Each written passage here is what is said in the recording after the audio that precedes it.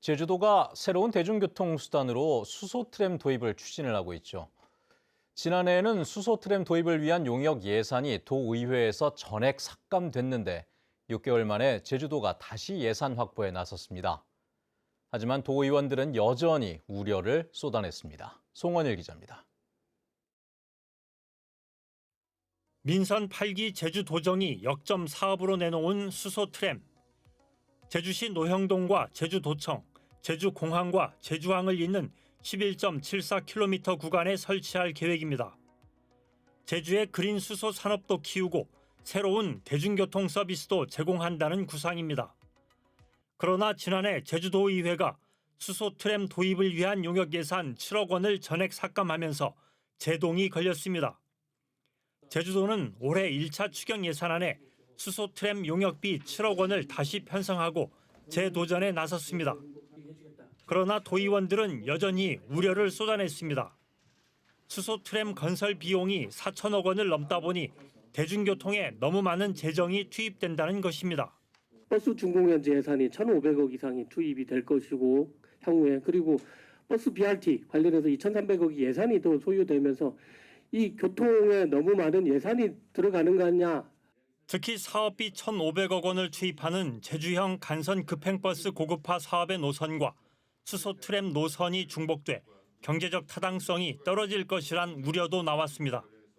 SBRT 노선과의 중복된 부분이 개선되지 않으면 PC는 더 나아질 수가 없다. 저는 더 나빠진다고 봅니다. 버스 준공영제와 수소트램의 공멸을 가져올 것이다. 이게 수소트램을 노선과 중복되는 부분에 있어서는 충분하게 저희들이 만구축 계획을 수립하는 과정에서 그 부분은 조정을 해 나가겠고요. 도의원들은 또 주민 설명회를 형식적으로 개최하는 등 도민 공감대 확보 노력이 부족하다고 비판했습니다. 이에 대해 제주도는 다양한 이해 당사자들을 만나는 등 주민 설명회를 확대하겠다고 밝혔습니다. 수소트램의 경제적 타당성을 놓고 논란이 이어지는 가운데 제주도의회가 어떤 결정을 내릴지 주목됩니다. MBC 뉴스 송원일입니다. 버스 준공영제에 투입하는 예산 절감을 위해 버스 숫자를 줄이는 방안이 이달 말에 결정될 것으로 보입니다. 제주도는 도의회 환경도시위원회 추경 예산안 심의 과정에서 버스 숫자를 줄이기 위해 지난해부터 버스 업체와 실무 협상을 벌이고 있다며 이달 말까지는 결론을 내겠다고 밝혔습니다. 제주도는 관광지 순환버스 등 80여 대의 버스를 줄여 200억 원의 예산을 절감하는 한편 수익 노선은 민영화하고 비수익 노선만 준공영제로 운영하는 방안을 검토하고 있습니다. 잦은 비날씨 등으로 올해 제주산 마늘의 절반 이상이 벌마늘 피해를 입었다는 소식을 전해드렸었는데요. 농협 수매가 시작됐지만 벌마늘 피해 생산량까지 크게 줄어들면서 수매 시장의 분위기는 우울하기만 합니다. 올해 첫 수매 현장을 이소연 강흥주 기자가 다녀왔습니다. 포대를 가득 실은 트럭들이 농협 유통센터 앞에 긴 줄을 섰습니다. 마늘 수매에 앞서 품질 검사를 받기 위해서인데 검사가 시작되자 상품 기준을 밑도는 마늘이 잇따라 나옵니다. 마늘이 전부 그래가지고 다 버릴 정도 되고 또 우리 경우는 한 3분의 1 정도 피해봤는데 이런 해는 거의 없다고 봐야죠. 마늘 쪽이 여러 개로 갈라진 벌마늘 피해인데 골라내기도 역부족입니다. 수매하면서 벌마늘에 대해 가지고는 크게 신경을 안 썼거든요. 근데 올해 같은 경우에는 거의 50%가 벌마늘이 많이 발생하다 보니까 지금 검사하는데도 벌마늘을 지금 중점적으로 보고 있습니다. 예. 올해 제주 지역 벌마늘 발생률은 57.8%로 평년보다 10배 이상 치솟았습니다. 마늘 생육 시기인 2, 3월 사이 잦은 비와 일조량 부족 때문입니다. 농협은 올해 산 마늘 수매 가격을 상품은 킬로그램당 3,800원으로 작년보다 600원 올렸고 벌마늘도 정부가 정한 킬로그램당 1,920원보다 480원 높은 2,400원으로 책정했습니다. 또 수매한 벌마늘은 가격 안정을 위해 8월까지 시장에 내놓지 않을 계획이지만 관건은 비계약 농가들입니다. 17일부터는 방출이 되는데 만약에 우리 계약하지 않는 농가 벌마늘을 일반 상인들이 사가서 이것이 시중에 유통이 되게 되면은 우리 햇마늘 가격이 정말 상당하게 우리가 그 가격 하락 요인이 됩니다. 나머지 지역 농협들도 다음 주까지 순차적으로 비슷한 가격의 수매를 진행하며 가격 안정 대책을 마련할 계획. 하지만 농협과 계약을 맺지 않은 마늘 농가 비율이 54%나 되고 벌마늘의 경우 시장 가격이 킬로그램당 1,000원을 밑돌 것으로 예상됩니다. 사상 최악의 벌마늘 피해로 마늘 생산량이 크게 줄고 상품성도 떨어지면서 농가의 시름이 더 깊어지고 있습니다. MBC 뉴스 이소연입니다. 최근 제주 지역에도 경기 침체가 계속되면서 집 없는 서민들은 임대료 부담이 상대적으로 더 커질 수밖에 없는데요. 이런 가운데 JDC가 공공임대주택 임대료를 올리려 하면서 주민들의 걱정도 커지고 있다고 합니다. 박주영 기자입니다. 첨단 과학기술단지 내 공공임대주택에서 4년째 살고 있는 박모 씨. 59제곱미터 임대주택에서 구순의 노모를 모시고 아들과 함께 살고 있는데 최근 보증금과 임대료 인상 소식에 걱정이 이만저만이 아닙니다. JDC가 공개한 인상률은 4.7%, 법정 상한 인상률 5% 수준입니다. 최근 건설 경기가 좋지 않아 월급이 반토막 나고 노모의 병원비까지 늘고 있는데 임대 보증금과 임대료가 오르면 대출을 받아야 할 형편이기 때문입니다. JDC가 제주에서 면세점 사업도 하고 있고 큰 수익을 얻고 있는데도 불구하고 어렵고 물가도 고물가인 이 시기에 꼭 임대료를 4.7% 제시하는 것이 과연 도리적으로도 옳은 일인지 서민 입장에서는 제 답답하고. 박 씨와 같이 첨단 과기 단지 내 JDC 공공임대주택에 사는 가구는 모두 390여 세대.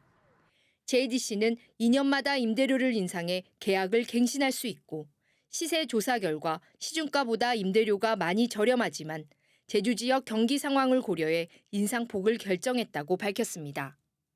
하지만 다른 기관들이 공공임대주택 임대료를 동결한 것과 대비됩니다. 한국토지주택공사는 12,300세대에 대해 2021년과 22년에는 코로나19로 임대료를 동결한 데 이어 작년과 올해 인상했지만 임대 보증료는 납부 유예, 임대료는 납부 면제해주면서 사실상 임대료가 그대로입니다. 제주도 개발공사도 공공임대주택에 대해 지난 2020년부터 5년째 임대료를 동결하고 있습니다. 모두 주거 취약계층의 주거비 부담을 줄여주기 위해서입니다. 2020년부터 2023년까지는 코로나 장기화로 인한 경기 침체로 임대료를 동결해왔고 24년에는 지속적인 물가 상승과 내수 경기 악화 등에 따라 주거 취약계층의 주거비 부담을 완화하기 위해서 임대료를 동결하게 되었습니다. 2년도 안 된 아파트에서 외벽 균열이 생겨 부실 시공 논란이 제기됐던 JDC 공공임대주택. JDC는 이달 말까지 임대료 인상률을 최종 결정해 오는 8월 임대 계약을 다시 체결할 방침이라고 밝혔습니다. MBC 뉴스 박주연입니다. 서귀포시 성산포 수협 위판장에서 트럭이 바다로 추락해 차에 타고 있던 노부부가 심정지 상태로 구조되긴 했지만 현재 중태인 상황입니다.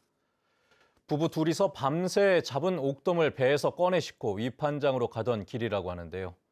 안타까운 사고 소식 김하은 기자가 취재했습니다.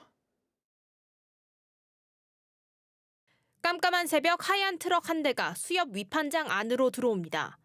멈췄다 섰다를 반복하는 차량. 차가 앞으로 이동하는가 싶더니 그대로 바다로 떨어집니다. 주변에 있던 사람들이 놀라 현장으로 달려가 보지만 손 쓸 새도 없이 차는 바다로 떠밀려갑니다. 푹 소리가 나면서 보고 철부덕 이러더라고. 그래 건너다 일어나서 건너다 보니 거기도 비도 못하고 일어나서 건너다 보니까 차가 물에 빠져가고 들어가고. 사고가 난 건 오늘 새벽 4시 반쯤.